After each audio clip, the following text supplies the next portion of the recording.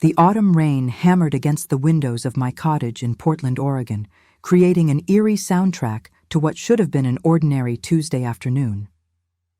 I'm Margaret Chen, 72 years old, and I've learned that the worst storms aren't always the ones outside.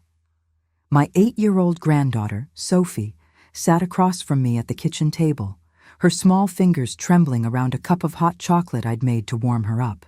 She'd arrived an hour earlier than expected, dropped off by her mother, Vanessa, my son David's wife, without explanation.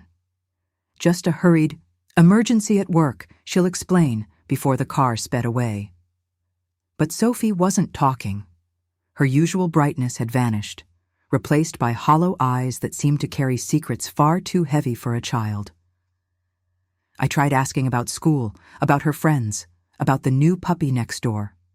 Nothing. Just silence and that haunting stare into her mug. Then, as I reached across to touch her hand, she looked up. Her voice came out barely above a whisper, cracking with fear. "Grandma, you need to know something about Mom." My heart stopped. The way she said it, not with childish drama, but with genuine terror, sent ice through my veins. "What is it, sweetheart?" I asked gently, kneeling beside her chair. Sophie's eyes filled with tears. "Promise you won't be mad at me?" "I promise, baby. You can tell Grandma anything." What came next would shatter everything I thought I knew about my family. Sophie's lips quivered as she struggled to find the words. I squeezed her hand gently, giving her the space she needed. Outside, thunder rumbled in the distance, as if the universe itself was holding its breath. "Mom has been leaving me alone at night," she finally whispered, her voice so small I had to lean closer. "She says she has important meetings, but—" My stomach tightened. "But what, sweetheart?" "She comes back really late, like after midnight, and she smells different, like perfume and something else." Sophie's eyes darted toward the door, as if Vanessa might burst in at any moment. "Last week I woke up at 3 a.m. and she wasn't home. I was so scared, Grandma. I called her phone 20 times. I felt anger rising in my chest, but I kept my voice calm. "What did she say when she got back?" "She got really mad at me. She said I was being a baby and that I need to grow up." Tears streamed down Sophie's face now. "But that's not even the worst part." I held my breath. "What's the worst part?" Sophie reached into her backpack with shaking hands and pulled out her tablet. She opened the photo gallery and turned it toward me. My blood ran cold. The photos showed Vanessa in places I didn't recognize: expensive restaurants, hotel lobbies, getting into luxury cars. But she wasn't alone. There was a man in several photos, a man who definitely wasn't my son David.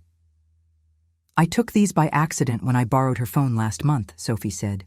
"They were in her hidden folder, but I saw the password when she typed it once." My hands shook as I scrolled through the images.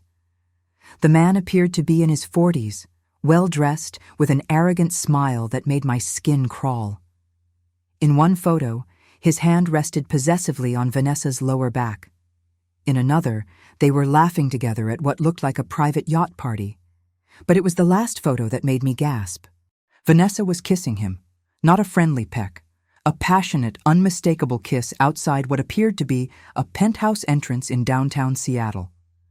"Does your dad know about this?" I asked, though I already knew the answer.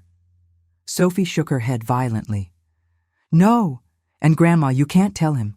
Mom said, she said if I ever told anyone about her private life, she'd send me away to boarding school.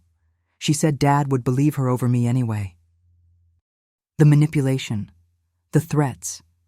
This was worse than infidelity. This was psychological abuse of a child. "Sophie, listen to me very carefully," I said, cupping her face in my hands. "You did the right thing telling me. You are not going to any boarding school, and your mom is not going to hurt you. I promise. But what are we going to do?" Her voice cracked with desperation. I stood up, my decision made. "We're going to make sure you're safe first. Then we're going to talk to your father. Mom will be here in 30 minutes to pick me up.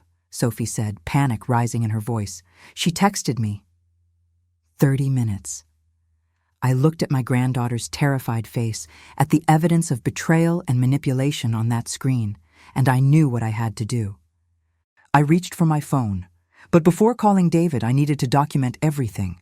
I needed proof that couldn't be erased or denied.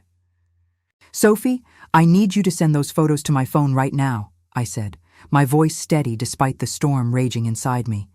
Can you do that for me? She nodded and quickly airdropped the images to my device. As they loaded, I noticed something else. Timestamps. These weren't old photos. The most recent one was from 3 days ago. While Sophie transferred the files, I grabbed a notebook and started writing down everything she'd told me. Dates, times, details. If this went to court, and I suspected it might, we'd need a clear record. Grandma, there's something else, Sophie said quietly, her fingers twisting the hem of her sweater. Sometimes when Mom comes home late, I hear her on the phone. She talks about money, lots of money. She says things like, "Don't worry, he doesn't check the accounts and just a few more months and we'll have enough." My heart sank even deeper. Financial infidelity, too. I thought about my son David, working overtime at his architecture firm, believing his wife was supporting his career while she was apparently draining their accounts. Has she ever brought this man to the house? I asked carefully. Once. Dad was on a business trip to Vancouver. She said he was a colleague, and they were working on a project in the home office. But I heard them laughing in there, and when I walked in, they looked guilty. He left really fast. The doorbell rang suddenly, making us both jump. Sophie's face went white. "That's her," she whispered. "Grandma, I'm scared." I looked at the clock. She was early. Vanessa was 20 minutes early, and something about that felt wrong. Very wrong. Through the window, I could see Vanessa's silver BMW in the driveway. But she wasn't getting out. She was just sitting there, on her phone, occasionally glancing at my front door, waiting, watching. "Stay here," I told Sophie firmly, guiding her toward the hallway that led to my bedroom. "Go to my room and lock the door. Don't come out until I tell you it's safe." "But Grandma—" "Now, Sophie, please trust me." She nodded and disappeared down the hallway. I heard the soft click of the bedroom door locking. Good girl. I took a deep breath and opened the front door. Vanessa was now standing on the porch, her perfectly styled auburn hair slightly wet from the rain. She wore an expensive navy blazer and carried a designer handbag that cost more than my monthly pension. Her smile was practiced, but her eyes were cold. "Margaret, sorry I'm a bit early. Crazy day at work," she said, moving to step inside. I blocked the doorway. "Actually, Vanessa, we need to talk." Her smile faltered for just a fraction of a second. "Oh? About what? Where's Sophie?" "She's safe. That's all you need to know right now." Vanessa's expression shifted. The mask of the perfect daughter-in-law cracked, revealing something darker underneath. "What exactly are you implying, Margaret?" "I'm not implying anything. I'm stating facts. Sophie told me everything. About the late nights, about being left alone, about the threats you made to send her away if she talked." Vanessa laughed, a sharp, bitter sound. "She's 8 years old, Margaret. She has an overactive imagination. You of all people should know children make up stories for attention." "Children don't make up photographs," I said coldly, pulling out my phone. "Want to explain these?" I showed her the screen. The color drained from Vanessa's face, but she recovered quickly. Too quickly. "You went through my private phone. That's illegal. I could press charges." "Sophie found them, and threatening your own daughter is much worse than anything I've done." Vanessa's jaw clenched. She stepped closer, lowering her voice to a venomous whisper. "Listen carefully, you old woman. You have no idea what you're meddling in. Those photos mean nothing. That man is a business partner. Everything I do is perfectly legal and none of your damn business." Business partners don't kiss like that, and they certainly don't discuss draining bank accounts behind their husband's back. Her eyes widened, just for a moment, confirming Sophie had heard correctly. She told you that too? That little spy? Don't you dare call her that. My voice rose despite my attempt to stay calm. She's a terrified 8-year-old who's been emotionally blackmailed by her own mother. I've given her everything. Private school, ballet lessons, a beautiful home. Everything except safety and love, I shot back. You've been abandoning her at night, threatening her, making her feel like she's the problem. What kind of mother does that? Vanessa's face twisted into something ugly. The kind who's sick of playing the perfect wife to a man who's married to his career. David doesn't even notice me anymore. He works 16-hour days while I'm stuck raising his child. Your child, Vanessa. Sophie is your child too. Whatever. She pulled out her phone. I'm calling David right now. We'll see who he believes. His paranoid mother or his wife. Go ahead, I said, my hand moving to my own phone in my pocket. While you're at it, I'll call the police and report child endangerment and emotional abuse. Let's see how that plays out. Vanessa froze, her finger hovering over David's contact. You wouldn't dare. Try me. For a long moment, we stood there in a silent standoff, rain hammering the roof above us.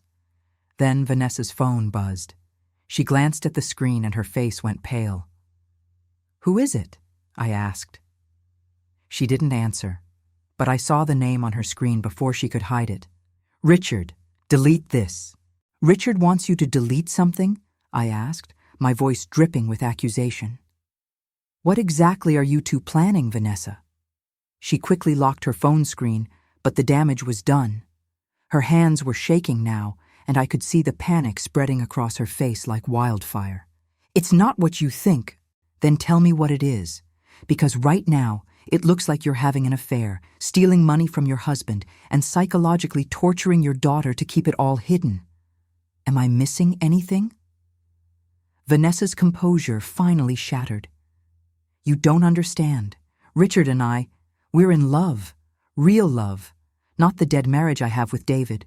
We've been planning to start fresh, away from all of this. With David's money, I stated flatly. It's community property. Half of it is legally mine. Not if you're committing fraud and adultery, and definitely not if you're neglecting your child in the process. I pulled out my phone. I'm done with this conversation. I'm calling the police, and then I'm calling my son. Wait! Vanessa's voice cracked with desperation. She grabbed my wrist, but I yanked it away. Please, Margaret, just give me 24 hours. Let me talk to David myself. I'll tell him everything. I'll figure out custody arrangements for Sophie. Just don't involve the police. Please. You had months to be honest. You chose lies and manipulation instead. I know I messed up. But if you call the cops, Sophie will be traumatized even more. Is that what you want? Her mother being arrested in front of her? I hesitated.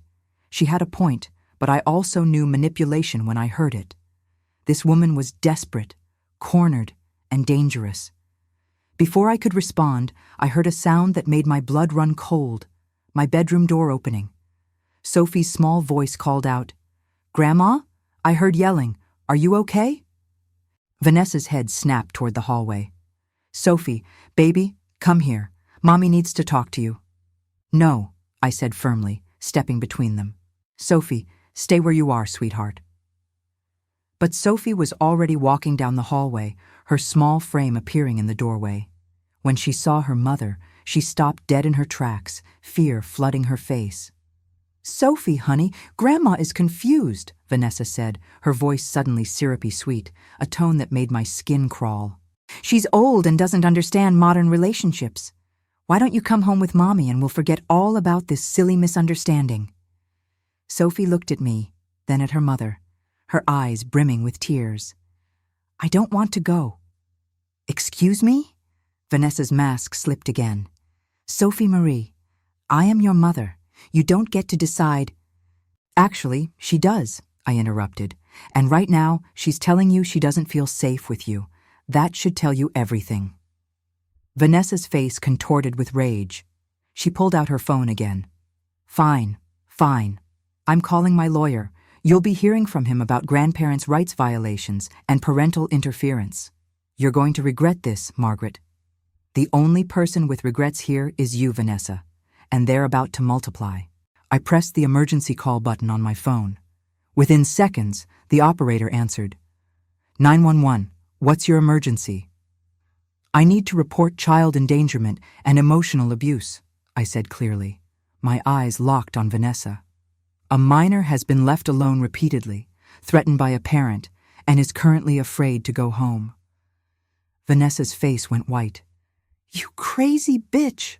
The abusive parent is here now, becoming verbally aggressive, I continued into the phone, speaking over Vanessa's protests. My granddaughter and I need protection. Ma'am, what's your address? I'm dispatching officers now. I gave them my information while Vanessa stood frozen, her phone still in her hand, her entire world crumbling around her. Officers will be there in approximately 8 minutes, the operator said. Please stay on the line with me until they arrive. Is anyone in immediate physical danger? Not at the moment, but the situation is volatile, I replied, watching Vanessa carefully. Vanessa's shock transformed into something calculating. She looked at Sophie, then at me, then at the door. I could see the wheels turning in her head. She was considering running. Don't even think about it, I warned. Running will only make this worse. Worse? Vanessa laughed bitterly. How could it possibly be worse? You've destroyed everything. My marriage, my future, my reputation. You destroyed it yourself, I said coldly. The moment you chose to betray your family and threaten your child. Sophie had started crying quietly, and I gestured for her to come to me. She ran into my arms, and I held her tightly while keeping my eyes on Vanessa. I want to call David, Vanessa said suddenly, her voice breaking. Before the police get here. He deserves to hear this from me, not from cops showing up at his office. For the first time since this confrontation began, I saw something almost human in her eyes. Genuine fear. Genuine regret. Maybe even genuine love for my son, twisted and damaged as it might be. Ma'am, the operator's voice came through my phone. Are you still there? Yes, I'm here, I confirmed. I looked at Vanessa, then at Sophie trembling in my arms. This little girl had been so brave, but she shouldn't have to witness her mother's complete breakdown. Whatever happened next would affect her for the rest of her life. You have 5 minutes, I told Vanessa. Call David, tell him the truth, all of it. But you do it on speakerphone right here, where I can hear every word. And if you try to lie or manipulate him, I'm ending the call immediately. Vanessa nodded, tears now streaming down her perfectly made-up face. With shaking hands, she dialed David's number. The phone rang 3 times before David answered. Hey babe, what's up? I'm in the middle of a client meeting. David, I need you to listen, Vanessa said, her voice cracking. Don't hang up, please. There was a pause. Vanessa? What's wrong? You sound upset. I'm at your mother's house. The police are on their way, and I need to tell you something. Several things. She took a shuddering breath. I've been having an affair with a man named Richard Castellano for 8 months. The silence on the other end was deafening. I could hear my son's breathing, heavy and shocked. What? His voice was barely a whisper. There's more, Vanessa continued, tears flowing freely now. I've been transferring money from our joint accounts, $73,000. We were planning to leave Portland together. I'm so sorry, David. I'm so sorry. Where's Sophie? David's voice was suddenly sharp, cutting through his shock. Is my daughter okay? She's here. She's safe with your mother. She told Margaret about everything, about me leaving her alone at night, about the threats I made. Vanessa's voice dropped to almost nothing. I messed up, David. I became someone I don't even recognize. I hurt our little girl, and I hurt you, and I don't know how to fix it. You can't fix it, David said, his voice now hard as steel. I'm coming there right now. Don't you dare leave before I arrive. Mom, are you there? I'm here, son, I said, pulling the phone closer. Thank you, he said, his voice breaking. Thank you for protecting Sophie. I'll be there in 15 minutes. The line went dead. In the distance, I could hear sirens approaching. Vanessa collapsed onto my porch steps, her face in her hands, sobbing uncontrollably.